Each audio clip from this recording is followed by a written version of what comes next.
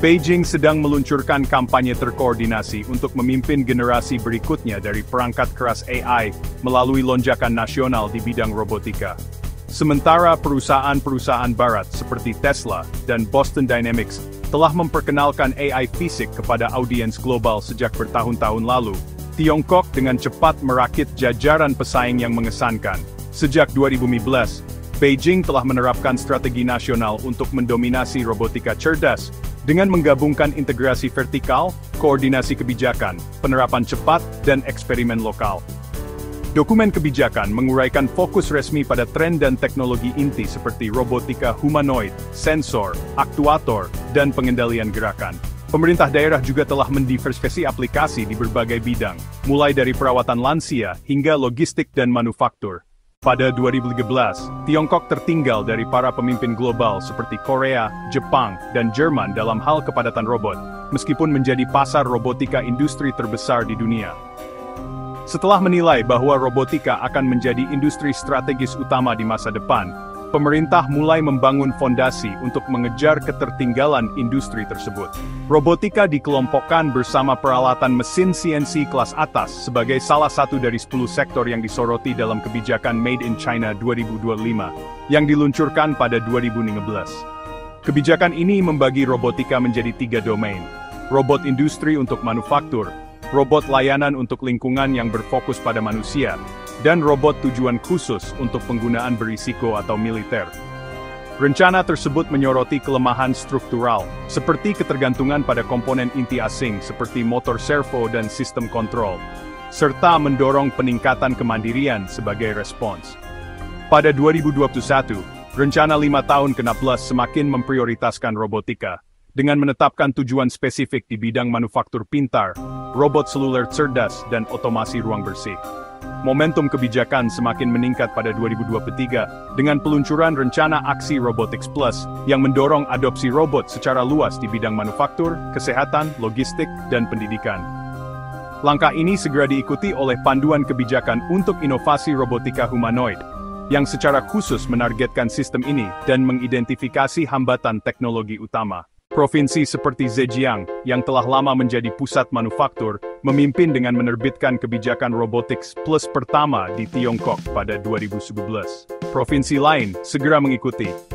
Sebuah survei terhadap 30 dokumen kebijakan yang diterbitkan antara 2015 hingga Mei 2025, menunjukkan bahwa robotika humanoid dan kecerdasan buatan menempati peringkat teratas dalam daftar kata kunci, masing-masing disebut sebanyak 256 dan 294 kali.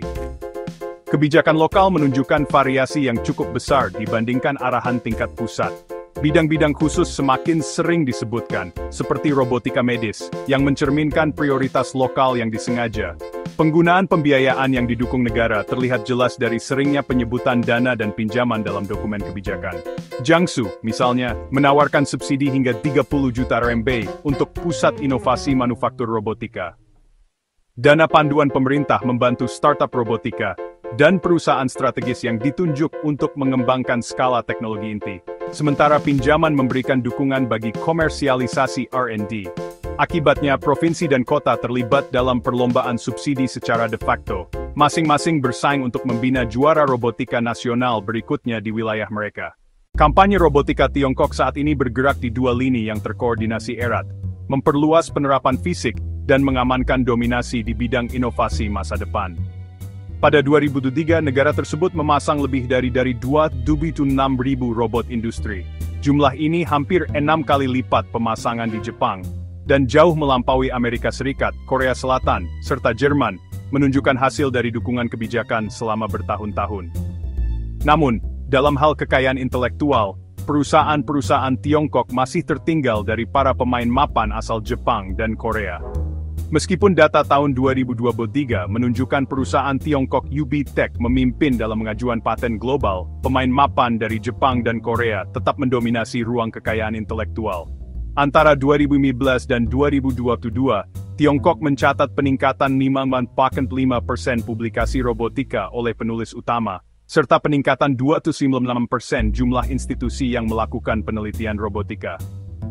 Menurut Akademi Teknologi Informasi dan Komunikasi Tiongkok, industri robotika humanoid negara tersebut mencapai hampir 2,8 miliar RMB pada 2024 dan diproyeksikan tumbuh menjadi 100 miliar RMB pada 2030. Migrasi industri menjadi tren baru yang membentuk industri robotika Tiongkok. Negara ini semakin memanfaatkan ekosistem kendaraan listrik yang matang untuk mendukung sektor robotika yang sedang berkembang. Baik EV maupun robot humanoid beroperasi dalam siklus persepsi, pengambilan keputusan eksekusi, menggunakan sensor untuk mengamati lingkungan, memproses informasi secara real-time, dan mengambil tindakan otonom sebagai respons. Perusahaan EV terkemuka seperti XPeng, BYD, GAC, dan Li Auto memanfaatkan kembali teknologi EV untuk robotika, dengan memanfaatkan arsitektur sistem yang sama.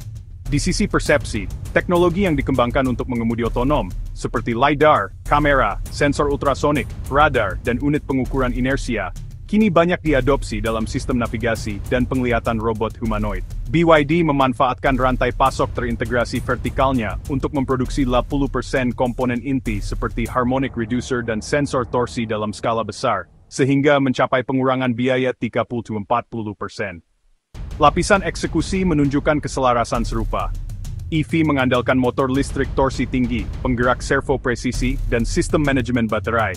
Semuanya penting untuk menggerakkan anggota tubuh, sendi, dan sistem inti robot. Di sektor teknologi, pendiri Meituan, Wang Xing, telah muncul sebagai investor paling menonjol di Tiongkok dalam AI berwujud, Embodied AI, dengan mendanai lebih dari 30 startup terkait robotika. ByteDance telah melampaui produksi 1.000 unit robot, yang digunakan di sektor logistik dan retail. Pada paruh pertama 2025, total pendanaan di sektor robotika humanoid mencapai rekor tertinggi, melebihi 10 miliar RMB, atau 1,4 miliar dolar AS. Huawei juga muncul sebagai pemain kunci. Pada 2024, Huawei meluncurkan Global Embodied AI Industry Innovation Center di Shenzhen, bekerja sama dengan pemerintah kota dan 15 perusahaan lainnya. Bekerja sama dengan China Mobile dan Leju, Huawei meluncurkan robot humanoid Femonji A pertama di industri, yang mampu menangani tantangan kompleks seperti koordinasi multi-agent dan pengambilan keputusan secara real-time. Gelombang ini mencerminkan lebih dari sekadar antusiasme. Ini menandai pergeseran struktural, dengan raksasa EV dan teknologi memandang robotika humanoid bukan sebagai usaha spekulatif, melainkan sebagai perluasan strategis dari ambisi inti mereka di bidang AI dan perangkat keras pintar. Kebangkitan industri robotika Tiongkok mewakili kampanye nasional yang terkoordinasi erat, didorong oleh strategi nasional, keselarasan kebijakan daerah, dan integrasi industri yang mendalam. Di intinya terdapat konvergensi kapabilitas, mulai dari kendaraan listrik, platform AI, sensor, hingga manufaktur canggih, yang memungkinkan transisi cepat dari konsep ke komersialisasi. Model baru integrasi vertikal dan kolaborasi lintas sektor ini sedang membentuk ulang rantai pasok global dan paradigma produksi. Jika berhasil, hal ini dapat mendefinisikan ulang standar global untuk mesin cerdas. Para pembuat kebijakan dan pemimpin industri harus mengamati secara saksama bagaimana Tiongkok secara sistematis menyelaraskan perencanaan negara dengan pelaksanaan industri untuk mempercepat dominasi teknologi dan mengamankan keunggulan strategis jangka panjang. Implikasinya melampaui robotika. Ini mewakili model baru untuk kompetisi teknologi nasional di abad ke-21.